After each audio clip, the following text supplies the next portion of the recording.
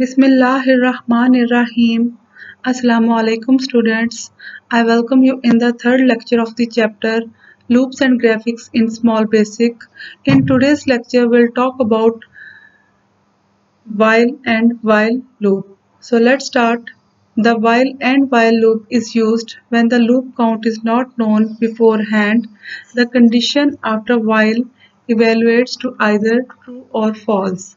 Means to say that the statements between while and while loop are repeatedly executed until the condition becomes false. And with the help of while and while loop, it's easy to check for a condition and ask the computer to either continue the loop or quit. So let's better understand this with the help of an example. In this example, it has been asked to print the numbers 1 to 15 incremented by 4. You can understand that you have to print the numbers between 1 to 15 and with the increase of 4, and the value of number has been assigned as 1, and you have to continue the loop till it's less than or equal to 15 with the increase of 4. So let's run this program in Small Basic. Here you can see the program is written for you. You have to continue the loop till it's less than or equal to 15, and by clicking on run command you can get the output on the text window, that is 1, 5, 9 and 13. There is an increment of 4 between each loop. So for better understanding, let's have a look at this table. You can see the condition is given, whether it is true or false and what happens.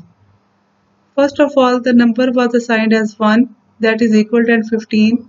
Of course, it is less than 15. Condition is true, and the statement between while and while is executed, and you have seen that the number of 1 was printed on the screen, and by increasing 4 it becomes 5. Again the condition is true and it satisfies the loop. So the statements between while and while is executed, and you have already seen that the value of 5 was printed on the screen, and with the increase of 4 it became 9. Until then, when it reaches the value of 17, it exceeds the value of 15. The statement between while and while terminates and comes to an end. There is another example for you, that you have to write a program to print first 10 numbers with the gap of 10.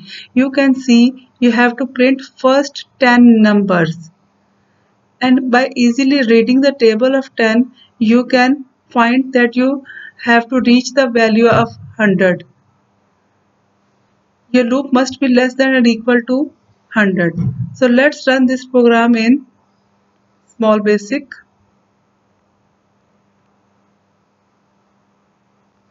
Here you can see the value of variable a is set to 10, and every time it increases by 10 when the loop executes, and the loop terminates when the value exceeds 100.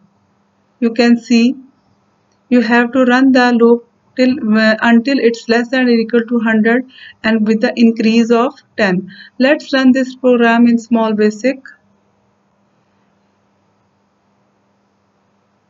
Here you can see the output has been shown on the text window, and automatically your loop comes to an end when it reaches the value of 100, and you have printed first 10 numbers with a gap of 10.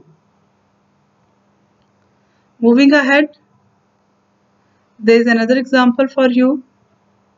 Write a program to print the square and cube of numbers 5 to 9. You have to find the square and cube of numbers between 5 till 9. Let's run this in Small Basic. Program is written for you. You can see the value of I has been assigned as 5, a number, and you have to find the square and cube. You have already studied in maths. Multiplying this number twice you can get the square, and by multiplying this number thrice you can get the cube. And these inverted commas shows that you have to write the text or number to the text window, and with the increase of 1 until you reaches the value of 9. Now let's run this program in Small Basic. You can get the output on the screen. You have find the square and cube of numbers between 5 and 9. I hope you understand the lecture. Do much more practice to grab the concepts. Until then, thank you. Take care.